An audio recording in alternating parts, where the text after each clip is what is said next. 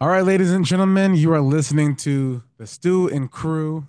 This is a special episode because I have a teammate that's not just my teammate. I call him my very close friend, um, Pac-12 brothers, even though Mm. Pac-12 is no longer, uh, RIP.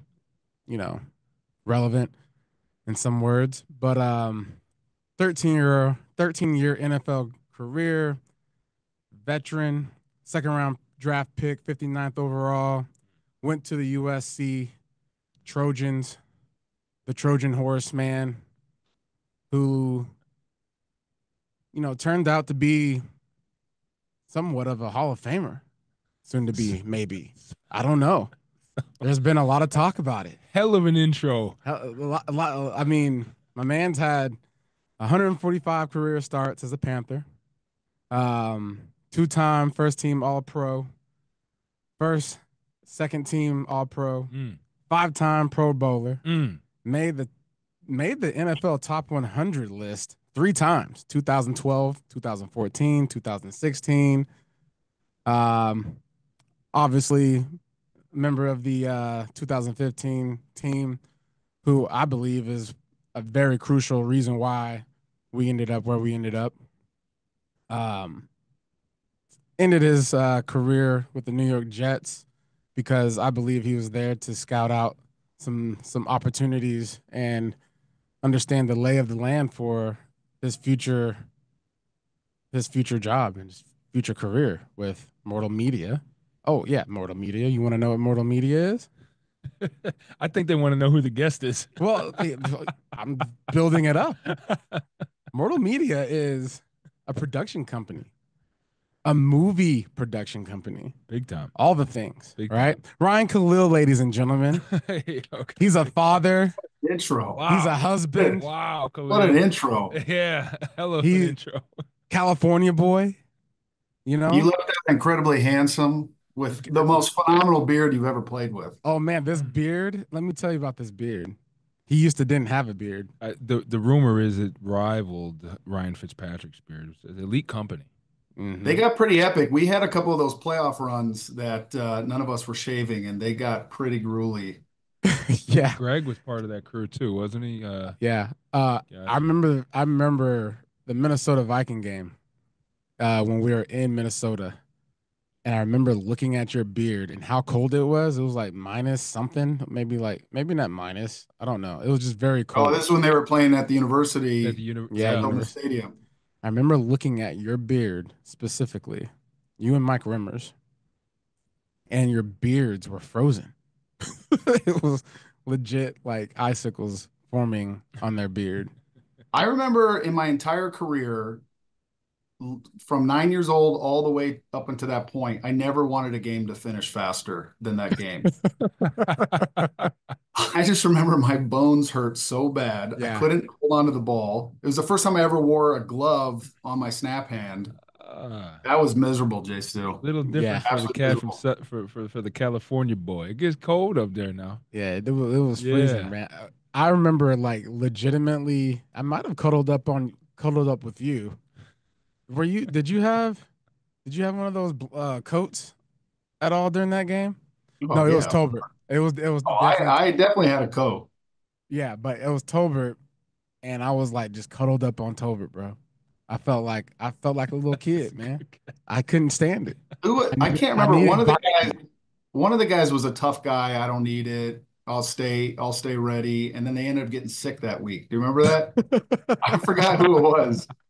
I just remember us killing uh, them in the locker room, bringing them and soup. was it man, couldn't be wasn't It was Swolbone. definitely a defensive guy. They're Yeah, not very. defensive guy. Yeah. Yeah, I don't know, There you but go. it was too cold to be playing games. I didn't even go out for warm-ups. But, I think after that game, we all looked at each other in the eyes and said, "Hey, we quit today, Mm. and we're not going to quit the Mm. rest of the season." And Yeah, that that carried wasn't a good over, game. and that carried over into 2015 when we went to the Super Bowl. Um, because it was a really pitiful game. We went to the Saints the following week and whooped them like whooping pie. Right. But yeah, man, Ryan, it's good great to have times. you. Great to have you, Yeah, man. thanks. We've Thanks to been be with you guys. we've been chasing you down. I've been chasing you down. We're trying to get you back in the fold, man, all the way from LA. But you're a busy man. A lot going on these days. We're gonna dive into that a little bit here. Um, but first, let's take it back. I know Stu gave you the introduction of the USC. I think that's Ohio State. Yeah, But I think he either the called way, me the I think he uh, called me the USC Trojan Horseman. I've never the heard church. that. yeah, Well, yeah, I the think you should horseman. change your That was Instagram a handle strange to intro. that. Yeah, Uh, that is strange. Now that I think about it, I mean, I don't really care because I went to the University of Oregon. So if I butchered it, it's okay because I'm a duck. But I get it. The Trojan man rode on the horse, right? And or they came. The Trojan You're people going down a came into dark the path horse. here, deep The path. big horse. No, false. No, they were the Trojan people were tricked with a Trojan horse as a gift. Yes, There it is. See, see. they were inside. They were Yeah, inside the horse. they were inside the horse, not the Trojan people. The Trojan people got tricked by the people on the horse. That's what you're We're saying. gonna By the reel them Trojan to. We're man gonna guy reel and the them in. horse. We're gonna reel them in. A lot of people might not know this story, so it's good that he's explaining it today. 2003 BCS national title. Heck of a college career. Impressive. You were there. You guys had an incredible team. Reggie Bush been in the news a lot lately. Your Hmm. teammate. Yeah, Yeah, he has been.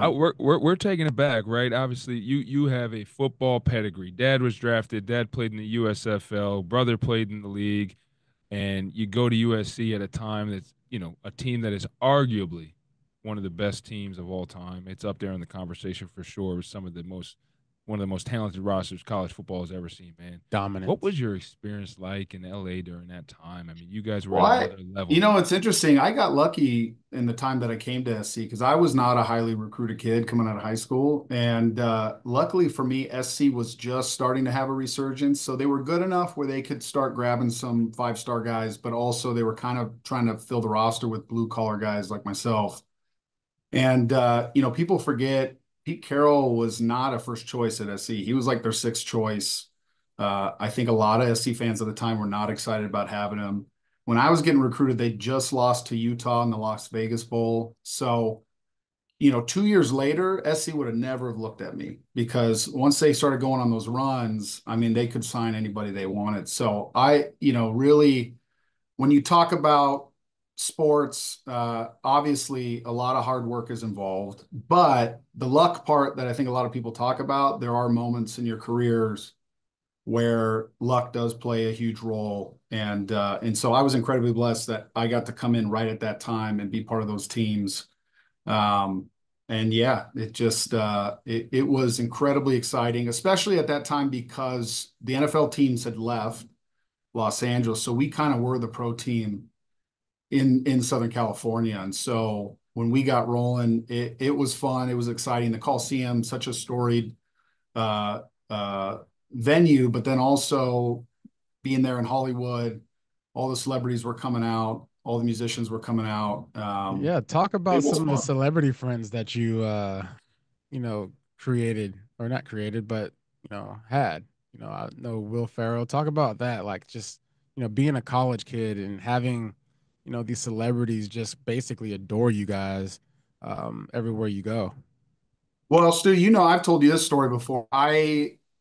In college, obviously we were rolling and I was playing well, but the knock on me was always, even into my NFL career, was always I was undersized. I was always too small. Um, and so I just didn't know. I didn't know if an NFL career was possible.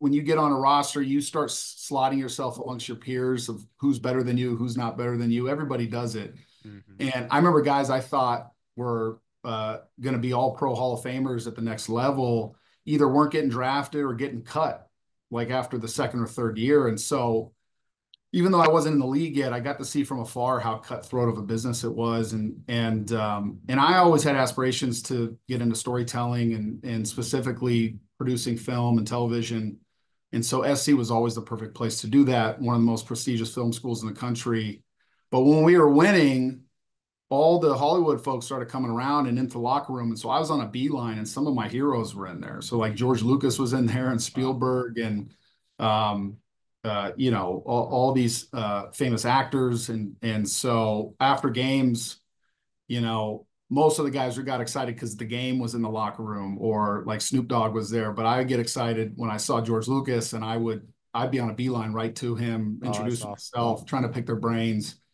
trying to hustle to see if maybe there was like an intern opportunity in the off season. And so I got a couple of those. So that's what I was doing, planning for life after football from college. And then there was a scout for the Bears that came down to talk to me, and he was kind of asking me what my plans were to train for the combine, and I was telling him I was kind of torn and split on pursuing a career in the league, and so he took me out to coffee and he started listing all these incredible centers over the years that were all different kinds of sizes, and most guys that were really undersized who had great pro careers, and just sort of said, "Hey," he's like, "I've watched a lot of centers. You have incredible technique. Don't worry about your size. A lot of that stuff will come, but if you're in the right system and offense, you don't need to worry about that." And so that really gave me the confidence to go, you know what? I'm going to do it. I'm going to try it. I'm going to see what happens. I'll never get this opportunity again. And ended up going to the combine, tested really well, and then played really well in the Senior Bowl, and then the rest was history. I mean, you have guys like Reggie Bush and Lindell White that you're blocking for. You have everybody watching you, right? Darn right. This guy gave you advice of a lifetime, Hmm. instilled some Well, confidence in you. that's a good point, though. That's the other thing. And, obviously it's not the right thought process, but when you're a kid and you're looking at all these incredible players on your team, the ego wants to tell you, like, yeah, I'm a big part of this. But then you're also like, yeah, but we didn't block anybody on that play, and Reggie just took it for Yeah. 60 yards. So, Yeah. like, maybe you could plug and play anybody in this offense, and we'd probably still get the same results. I mean, it's easy. You say his name, you see number 5 on a USC uniform, like who you're thinking about, right? He's just one of those guys, generational I mean, I talent. see number But 5 anywhere, and I think about Reggie right, like Bush. right, as a running back, yeah, you can pay homage to that, right? So for you as a lineman, how often did you get caught just standing and watching what he was doing as opposed to finding work downfield? Because as a receiver, I had this running back in high school who oddly enough modeled his game. He loved Reggie Bush, Yeah. and he was. Well, I can say he's still one of the best athletes I've ever played with, and he would do things and make people miss in spaces that I'm now like I'm How do you stalk do that? blocking, but I'm watching just to see what he is going to do. Did you catch yourself just like your coach is like, look at here we are, we got our offensive line just watching our running back fend for himself. Yeah, I mean, yeah, there's no doubt that would happen. But I think we had incredible assistant coaches at SC, and they did a great job making sure everybody was finishing plays and getting involved. And the thing about somebody like Reggie, you knew every play he could extend it, even when it looked like the play was going to be dead. He was so special in how he could keep going. So you sort of got conditioned to keep running downfield and try to get more blocks.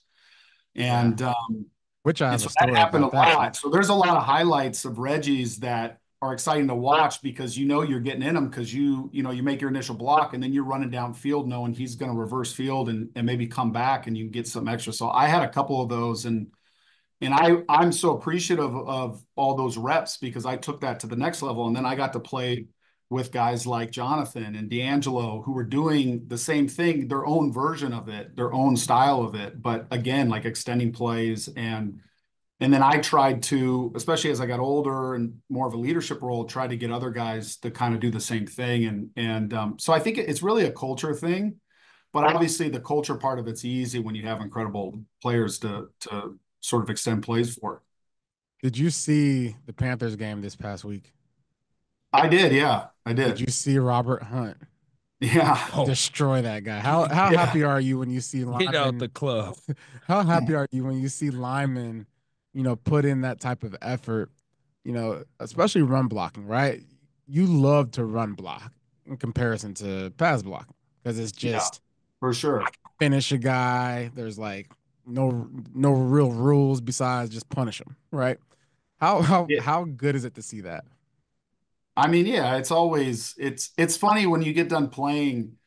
you think like you're going to be a fan and watch the game, but you still end up watching the game like you are in the film room. You know what I mean? Yep. You're like Yep. watching position, you're watching the box. Fantasy football has helped a little bit kind of play watch. But yeah, it's always exciting. And obviously when the Panthers are on, I always try to watch the front and see what guys are doing what. And yeah, every offensive lineman gets excited by that kind of stuff. Yeah. Speaking of finishing plays, I realized how fast Ryan Kalil was against the New York Giants. Got some scoots. Yes. It was a game where we basically ended, the meadow, the old stadium that the New York Giants Meadowlands. played in, Meadowlands. That's right. We played the last game there, Carolina Panthers against the New York Giants, and it was about fourth quarter, and I was gassed, but I was still running. I'm still running back. Ryan and Khalil the play got called back, but it was like a 30-yard run. And around like the 20-yard point of that run, Ryan Kalil sprints past me and just blocks, just like blocking downfield like a maniac. And just like, and it just goes to show you, you're talking about the USC program, right? And just the culture. Like, you're not just drafting guys based on their ability. You're drafting guys based off of their culture. Where are they coming from? Is it a winning culture? Is it a winning mentality? Like, what? Because I don't want a guy that's going to come into this locker room with all the physique, all the potential in the world, but I can't get through to him. Finish the block, finish the play, like play until the whistle blows, right? Those are super like tangible things for a championship caliber type team. And I mean, you look at the product that we saw in this last game. You know, Andy Dalton comes into a situation where he's been there before, obviously, but he comes into a situation and the offense and the defense, they just change their motor. And I love to see that because they, I feel like this weekend, are you going to be here this weekend for Legends Weekend? I am not. No, sir. I'm coaching 10U tackle Oh football. yes, that's important. You got to make sure you do that. BCS Coach. Stingrays, we're 2-0. It's not a big deal. Yeah, We no, can talk it's about that oh, after. we'll talk about that. But it's just awesome to see like for the fans because a lot of the fans like it's been 6 years or so since we've actually had this type of feeling. Yeah, we won last year in December. Um, and we won a game in 2022 that was very convincing. But watching this last game, it was convincing on all levels, all aspect of the game, the cadence, uh, the way that guys were finishing downfield. You play a team called the Raiders, and you have their coach question guys on their team. That's the way you want to play football. Um, but Sure. It what was I dominant, start to finish. yeah, dominant. Start to finish. That's for sure. Where are But we yeah, at you're with? right. You're right. I think culture is important, and I think it takes more than one or two guys. You really need a group of guys to buy in, and then you can get everybody else to kind of follow suit. When Yeah, it's one or two, it's really hard. And in terms of like drafting a guy or signing a free agent, I think it's important where they came from, culture. Obviously, potential is incredibly important, and a lot of coaches always believe that they can sort of turn a guy or they can kind of take him to the next level if they can just get their hands on him and they can get some time under their roof. But I do feel like that while that's true, it can't be possible unless you've instilled that in your room to begin with. Because I know even as good as those SC teams were and as good as that culture was, I still didn't know what it meant to be a pro in the National Football League. And so for me, I came in to a room that had a great balance of up and coming guys and veteran guys and guys who were the exact example you wanted a young guy to see how to be a professional day in and day out, whether it was how you watch film, how you train, how you take care of your body, the kind of attitude you have, how to, the psychological part of the game doesn't get talked about a lot. But having a great mentor who can really help you through that, especially when you're young and you're struggling or you get benched or you have a bad game. I've seen lots of guys go right off the edge and that's Yeah. it. No return. They don't know how to recover. And I almost had that happen to me. I had a situation my rookie year where I came in to play center. The center that they had actually ended up being healthy. We had a guard suspended, so they moved me to guard. And I convinced them and myself that I could play guard. Never played guard before in my life. And had an okay first game and then an awful second game. And so they benched me right after that game. And I could have easily gone the tank. I started feeling sorry for myself. I started feeling like a victim. But I had guys like Jordan Gross and Jeff Handgardner, and even guys like Jake Delhomme who really kind of sat me down and helped me through the self-talk and through the mental part of it. And it's not the end of the world, and teach me how to come back and how to keep fighting and how to fix and correct those mistakes, but also, not get too high and not get too low emotionally. And that was such a huge pivotal moment in my career that I took with me forever and, obviously expanded on my own, but also tried to pay that forward to other guys.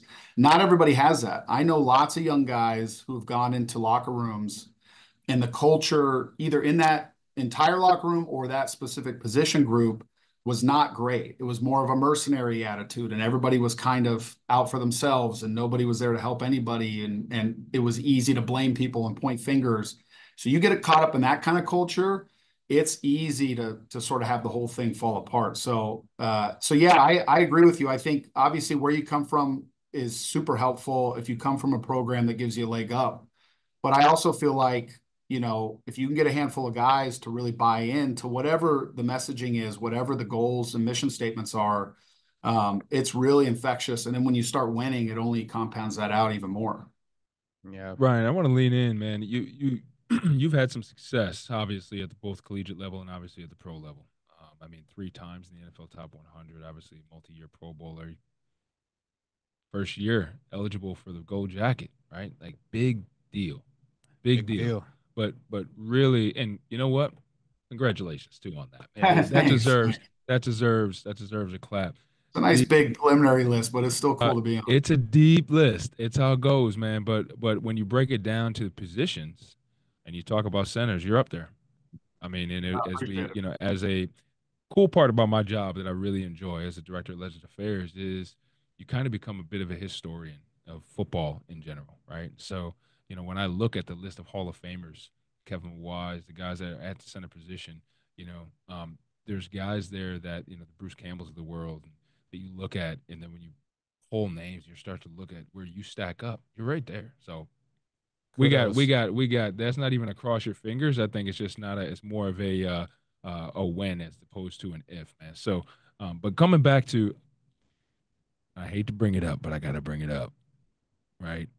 2005 national championship game, and I think about 2015 Super Bowl, Mm. right? To reach the heights and the pinnacles at both levels. What have you pulled from those experiences? And we're talking about culture, you're talking about adversity, you're talking about perseverance. What have you pulled from those and turned into fuel and learned from those experiences? Uh, I think probably letting go of things you can't control, which is really hard. We're such a results driven culture, and obviously the goal is always to win. You put in so much work, you go on an incredible run, and then to come up short right at the end. I mean, it's heartbreaking. Uh, and I don't think that ever leaves, but I think over time it gets easier to walk away from it knowing that you gave everything you had and there was nothing more you can do. And I think that's always that's sort of how I gauge success. You know what I mean? I think having regret, telling yourself I could have done more, I could have done this better. I think that's where you don't want to be ever in any circumstance. By the way, even in games that we've won, there's been guilt where, I wish I would have played better. I would have done more. I would have been more prepared. And so, those are all learning lessons, and you can either choose to learn from them or be the same, and you probably won't have that long of a career. But I think for those big games specifically, the two things I took away from him are one, it's incredibly hard to win in college, but especially in the National Football League. And it doesn't matter how good your team is. It matters who plays the best on any given Sunday. And so I think it's why the game is so immensely popular is because you don't know on any given Sunday who's going to come, who's going to show up, and who's not. You have a good idea. The Vegas guys are pretty good at figuring that out, but you still tune in because you show up for the human part of it, which is who's going to have the grit, who's going to have the heart to fight and to make plays for yourself and your teammates. But yeah, it's frustrating because we were such a dominant team that year, and I really feel like we play them 9 more times and we win. We beat those guys. But they played a great game. They had a great scheme coming in. We knew that, especially defensively. I thought our defense played lights out, and offense was just off. We picked the wrong day to be off. Uh, but yeah, and then lost one of those at the collegiate level, and that was a game we were dominating, and then they found their rhythm and came back and didn't stop fighting, and obviously Vince Young was a pretty special player in his own right, and yeah, that was one of the most memorable games I've ever played in, and is equally frustrating and heartbreaking as the Super Bowl. What have you done since the Super Bowl? Since you retired? I'll say since you retired because I think the year that we lost to the Broncos, like I still haven't seen the whole entire game, but you know, obviously I played what 3 more years after the Super Bowl, so I was able to compartmentalize a little bit. But once you retire, it all kind of hits you like a ton of bricks. Like, whoa, I was in the Super Bowl and we didn't win. I'll never get a chance to do it again. And I think when that moment kind of settled in, like where you're so close, like if you're in college and you're a good player, like the USC game, Texas, you lose that game, but you can see some type of light, right? Like, okay, well, I'm getting drafted, go to the team, be able to go to Super Bowl, make it right, like end on a good note. That's everybody's dream and aspirations. Like, what did you do when you retired to help you mold this this mindset? You know what I'm saying? Because I know for myself, when actually sat down and started thinking about childhood, college, where I'm at now, my kids, what I want to do in the future, all these things just kind of come at once, and it can be so overbearing. Like, what was your process like in finding out that understanding of where you can cope with football? Well, on the retirement side, my retirement with the Panthers was really hard because I, coming up on 12 years, it was the end of my contract. We were having some conversations of extension, and I was starting to feel it physically, and I had such a special relationship with the Panthers and the community in my time there. And I felt so blessed to be the rare sort of player that gets to stay in one place for such a long time. And I just started having these weird thoughts of not wanting to stay at the party too long and be remembered as like a old guy who was physically falling apart and hanging on for dear life. And so I just made the decision, you know what? I think I gave enough to this team, and I think I did everything I wanted to do, and I think it's time to go. And so I sort of like quietly told the team, I think this is going to be it. And then obviously, somebody put it out there that this was going to be my last year. So I embraced it. I didn't think I was going to get like a Kobe Bryant farewell tour or anything like that, but it was still fun to like force myself to really enjoy every moment, every meeting, every practice. So that being out there, it actually made that last season special, even though we didn't really get the results we wanted. But then what happened was I moved back to California, which was always the plan because I wanted to pursue the entertainment stuff. And also I just like I got nervous that if I hung around, I was going to regret retiring too soon.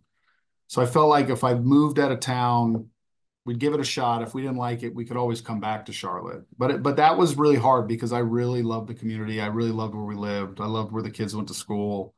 Obviously, all the friends that I made that were staying, like yourself and the Olsons and Luke and TD and so on.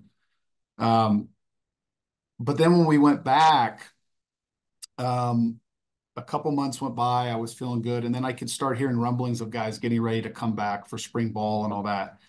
And I started to really kind of go in a hole about it. And I started to really have doubts about, man, did I mess up? Should I have not have done that? And so I started calling guys who I knew retired and asking them, and I probably should have done this before I decided to hang it up.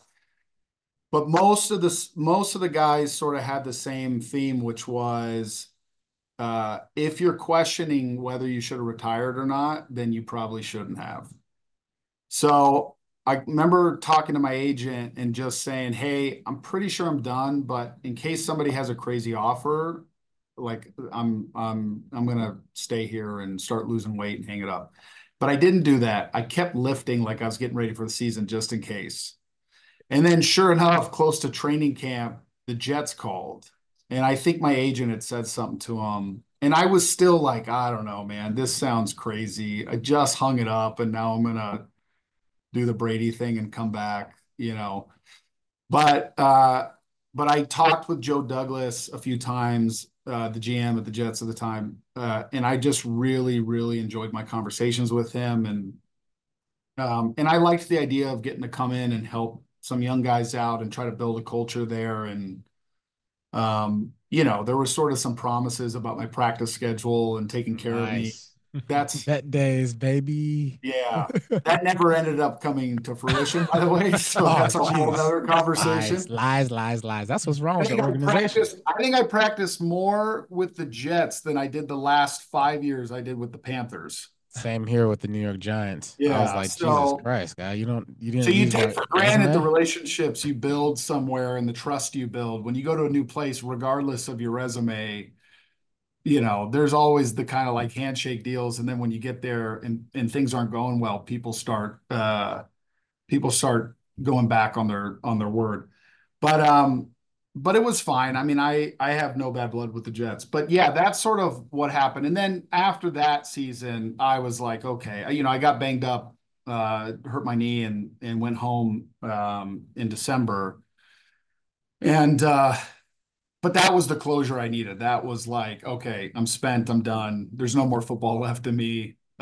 So, you know, while not how I sort of drew it up and wanting to kind of finish my career with the Panthers, it was incredibly helpful for me, you know, physically and spiritually to kind of leave it all out and actually really empty the tank and then come home.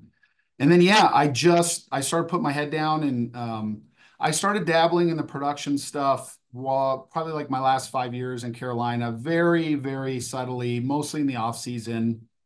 You know, a couple things we were working on sort of hit the trades. But it wasn't until I finished playing that I hit the ground running and really started hustling and taking meetings and doing it full time. But at that point, I'd met enough people and kind of figured out how to be somewhat dangerous. You know, I sort of like was teeing up because another piece of advice I got was when you get done playing, just hit the ground running with whatever it is you're passionate about or excited about, you know, whether that's working out or a hobby or another career you want to pursue. Because I've heard a lot of guys say, you know, when they get done playing, they go take a year off and then they kind of get stuck, like almost like in a weird purgatory thing where they No can't quite man's leave land. the game, but they can't quite move on. Yeah. And I heard that from a lot of guys that I really respected and trusted. And so I really took that to heart and just sort of started going 100 miles an hour. And we were starting to gain traction, and then COVID hit, and all of a sudden I was like, producing from home on Zoom, and we had stuff getting ready to go into production, a TV show, a movie, but everything was at home. And I remember my family sort of being like, well, you produce from your computer. Why did we have to move out here? You couldn't have done this in Charlotte. And I had no response. I was like, you're not wrong. But I also didn't know there was going to be Global pandemic. a world pandemic. But yeah, so that's things now going somewhat back to normal, and Blake Griffin, my partner in the production company, we got a bunch of stuff we've sold in the last year, a couple more things getting ready to go into production. Signed a first look deal at Sony Pictures, so we're doing some cool projects with them. And yeah, it's been fun. It's different. It's sort of like being a GM producing. You're kind of in charge of putting all the pieces together, finding the head coach, finding the coordinators, drafting the players. You got an owner you got to answer to. So I got a lot of respect for the GM in that role, uh, I still feel like a rookie. I still feel like I'm sort of trying to find my stride and learn a ton. But we're making progress and kind of doing it on our own terms, and it's been really rewarding and really fun.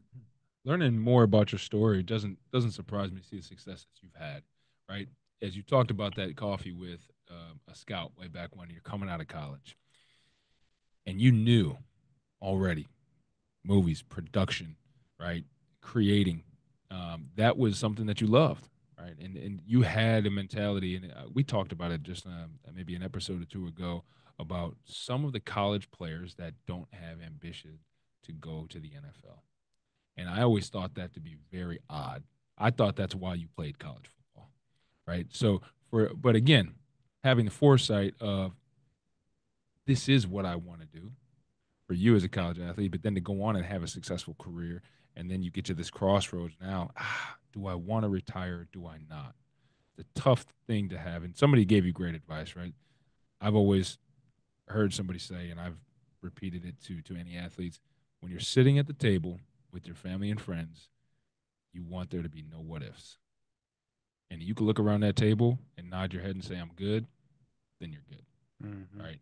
And so sounds like you got a rendition of that and you moved on and you've been thriving and you're continuing to do something. We got to get you to produce something with us out here. We got to get you back here, man. I've heard some things in the past. He's already produced a lot. We gotta get you back. My producing fee is really high. I don't know if the Panthers can afford it. Just so you know, you should have got me a couple years ago. The price went up. Well. Maybe we talk to the big fella. DT could dig in the pocket, right? Now we'd love to see you back in town, though, man, and it's gonna happen. I know that, but to see the transition happen and to hear about the transition and now everything that you got going on with Blake in your production company, man. Tell us about a project you got coming up. Anything that you can share with no NDAs. Tell us about something that maybe we can look forward to here.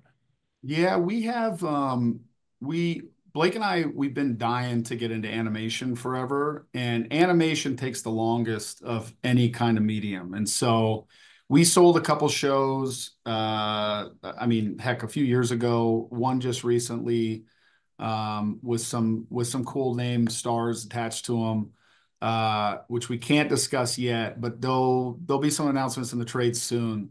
But those have been incredibly fun. They just take forever. Animation takes forever. So that'll be the sort of next slate of stuff. We're going to start getting into more unscripted sports projects. We've kind of been avoiding it. I think we've wanted to really focus on the fiction side of stuff. Blake's a big comedy nerd. I love, fanboy genre stuff like The Rocketeer, which is a project we're working on with Disney.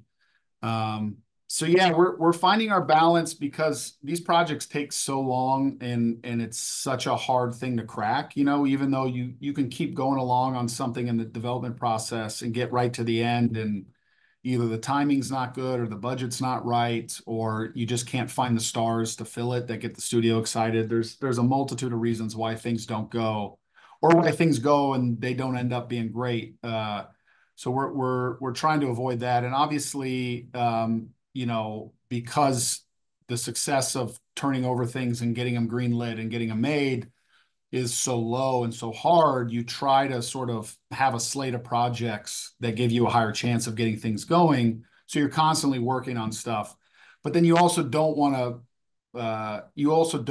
to overextend yourself and have so many projects going on that you can't really be a master of any of them. So I think Blake and I have really kind of figured out that balance of like what our bandwidth is and how many projects we can be working on, um, while not sort of allowing any project to not have enough attention on it. So yeah, there's a handful of stuff. Sorry, that's not the answer you were looking for. Um, We'll take it. I have I this, will I have say, this, I I have will. this Vince Vaughn. I have this Vince Vaughn project I've been working on forever. Vince is one of my all-time favorite people. He's been so incredibly supportive and integral into getting this thing made.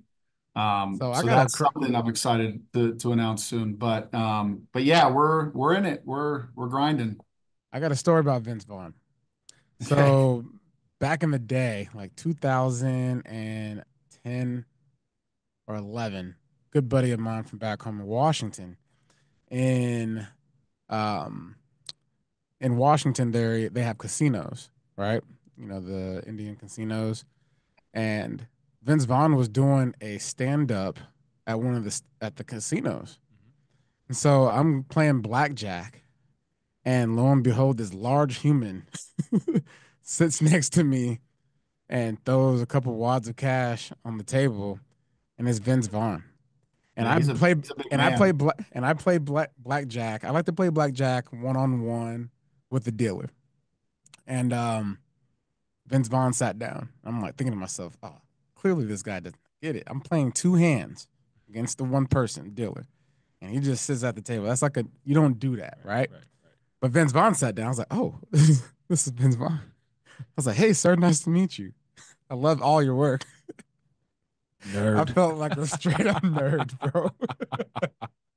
So if you chat with him soon, let him know that you had a teammate that felt embarrassed as he played blackjack with Vince Vaughn. Did you come up? I did. Oh, okay. So you Yeah, thanked him. yeah, You probably yeah. owe him money. Uh, Probably. Yeah. I want to go back. So Khalil, of all your teammates in Carolina, who would you be most likely to cast for a movie? Oh man. Yeah, tough one there. Huh? Well, I'm putting you on the spot right now. well, Who I got a fun fact for you. It's Me and Charles Johnson got to be in Hello Tomorrow TV I'm not show. for, I'm not familiar. It's a TV show that was on Apple TV Okay, Apple TV show. That's right. that Ryan Kalil gotcha. produced. Get me okay. Awesome. I knew you. I did know you had My Apple TV show. I my didn't know name that. was Johnny Zapp. I was a baseball player Okay. back in the day.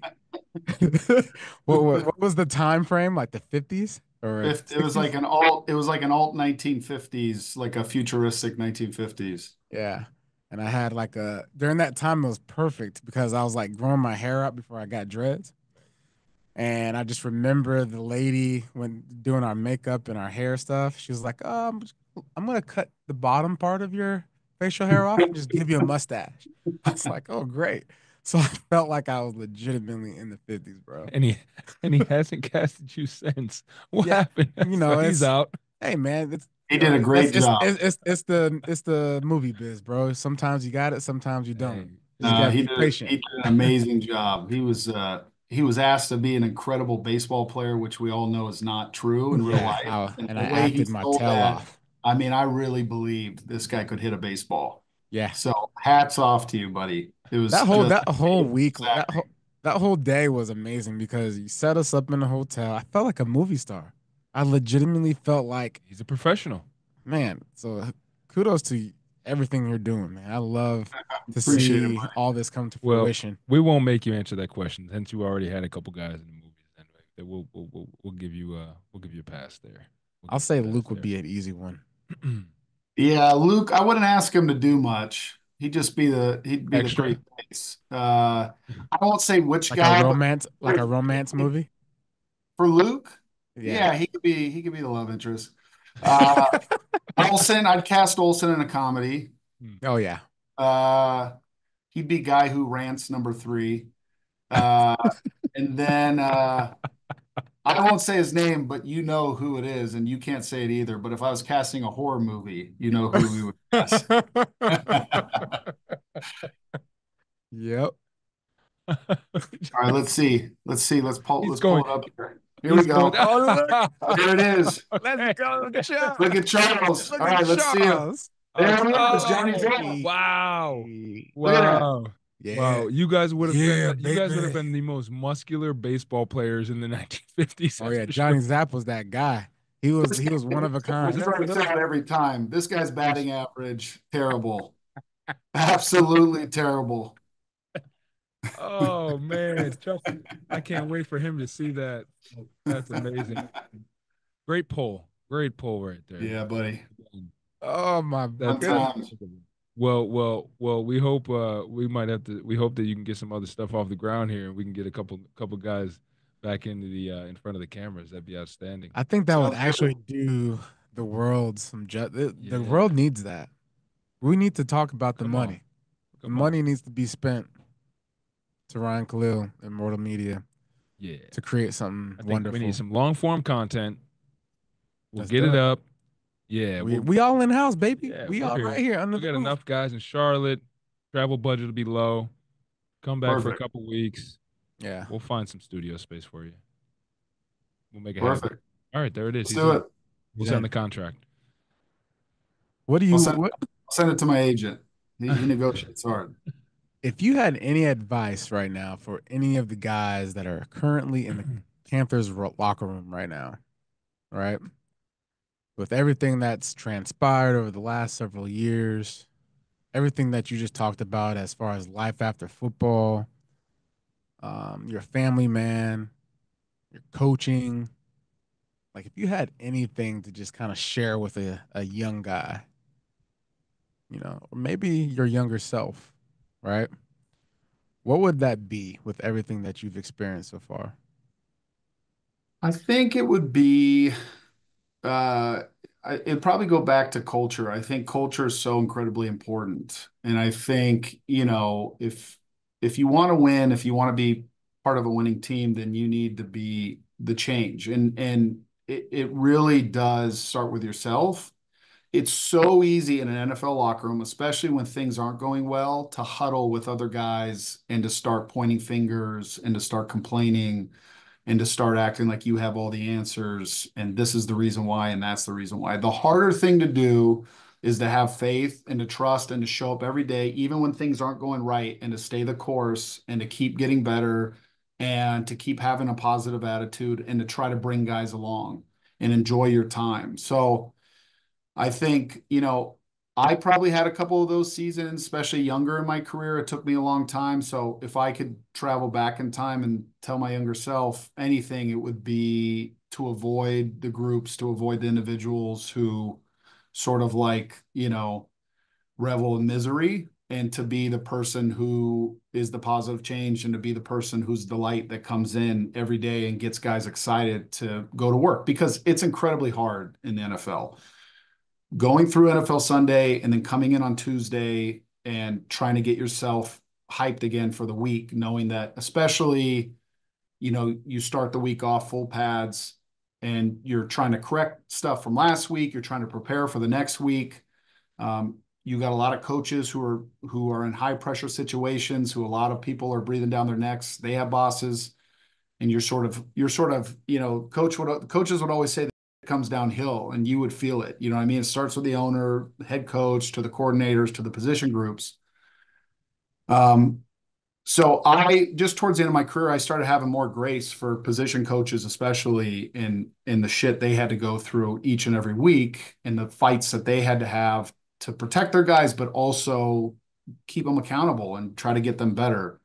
Um, yeah, it's easy to feel sorry for yourself. It's easy to sort of read what everybody thinks about the team, what everybody's opinions are, and to kind of jump on those trains. It's much harder to silo yourself away from all the noise and to keep the faith. And it's funny, we had some of that our Super Bowl run year. Um, when KB went down, we thought, oh, that's a wrap on our offense. Like our best receiver's done. Like that's it. And guys started talking. And I'll never forget, there was a handful of guys, including Luke, who really started the positive talk early. But it would have been so easy for all of us to kind of huddle at training table and to start talking about the sky is falling and to listen to the pundits who are on TV that we're watching saying, well, that's a wrap for the Panthers. Like they're going to struggle this season. And we did it. And all it did was create opportunity for other guys who never got a shot. So you just never know.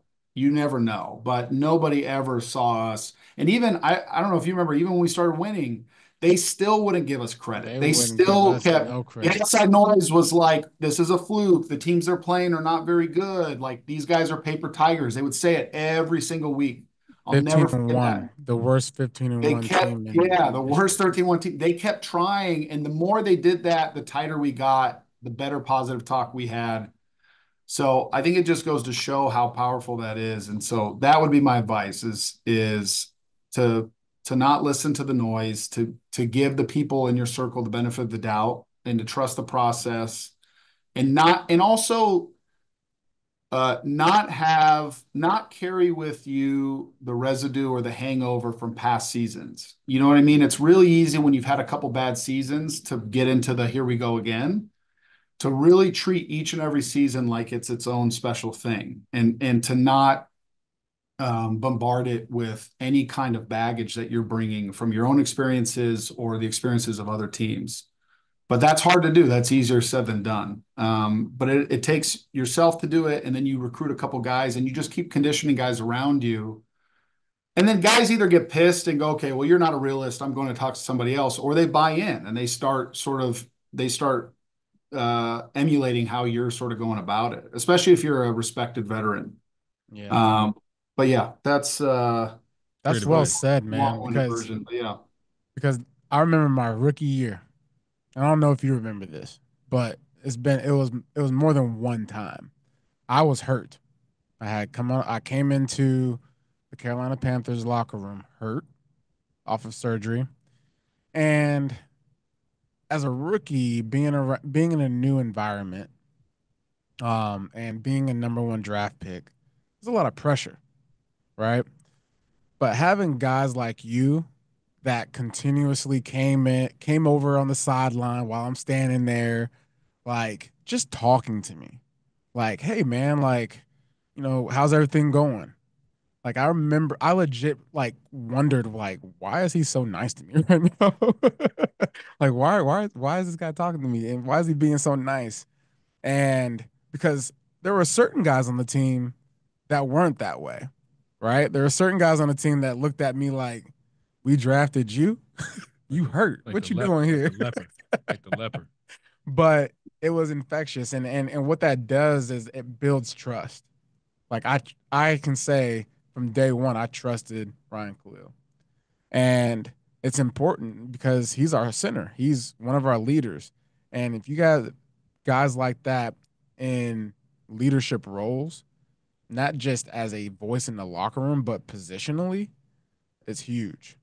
And so just wanted to say that out loud and just appreciate you for your time today, man. Really Wow. enjoyed talking and hearing, just your perspective. And I'm sure the listeners will too. So thanks for tuning in to Great advice. Stu and the Crew with Ryan Kalil, Great episode. NFL great, future Hall of Famer, That's right. number one in your hearts. That's all we have to think about. Big teddy bear. Best beard in He's the world. the outro is way better than the the guy. intro. The Hell of a job, oh Stu. oh by the way, also this is the outro. It's just like If you're you playing, if you see Ryan Khalil, if you ever league see and Ryan Khalil, Stratton. if you see Ryan Khalil on a beach with the shirt off, All right. Well, that's all we have today. he is in Joining an physique. on Jake His Stu and the crew. physique is amazing. He's in great shape. It's Love you, amazing to buddy. look at. Love you, He's dude. Thanks he's for having me. he's rogue. He's See you rogue, guys. Khalil. He's rogue. Thanks for coming on, brother. All right, man. See you guys.